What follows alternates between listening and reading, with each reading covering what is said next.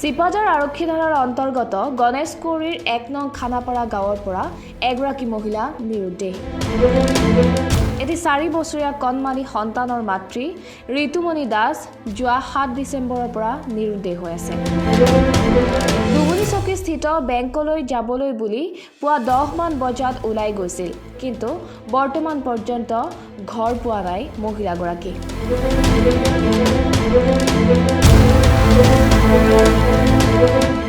বৰ্তমান ঋতুমণি দাসৰ ব্যৱহাৰ কৰা মোবাইলটো বন্ধ।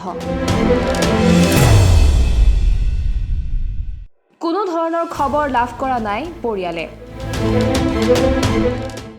জোনদেৱ দাস, মোৰ মিছেছৰ নাম ঋতুমণি দাস, গাঁও ১ নং খানাপাৰা, ডিষ্ট্ৰিক্ট দৰং, থানা চিপাজাৰ। মোৰ মিছেছ নিৰুদ্দেশ হৈ আছে যোৱা ৭ তাৰিখৰ পৰা, বৃহস্পতিবাৰ ৰাতিপুৱা ৯:৩০ মান বজাত বেংকত যাম বুলি কৈ গাঁৱলীয়া বেংকত যাম বুলি কৈ পেলাই গৈছিল। এতিয়ালৈ সন্দেহ একো পোৱাই নাই। বেংকত গৈছিল নে নাই? বেংকত যোৱা বুলি ঘৰত কৈ গৈছে, বেংকত যাম বুলি, কিন্তু বেংকত যোৱা নাই। কোনোবাই কৰবাত দেখা পাইছিল?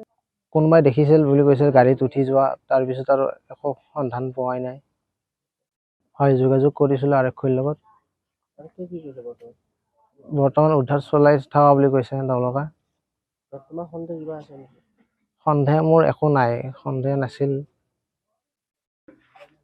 মই ৰাতিপুৱা 8:30 মান বজাত ডিউটিত গৈছিলোঁ। দেউতা দোকানত গৈছিল, মা আছিল ঘৰত। মাক বেংকত যাম বুলি কৈ পেলাই গৈছে। ল'ৰা এটা আছে 4 বছৰ। আমি পাওঁতে বিচাৰো এতিয়া আপোনালোকৰ ওচৰত মোৰ হাত জোৰ কৰি পেলাই, যদি ক'ৰবাত দেখা পায় ধৰ ক'ব পাৰে আৰু।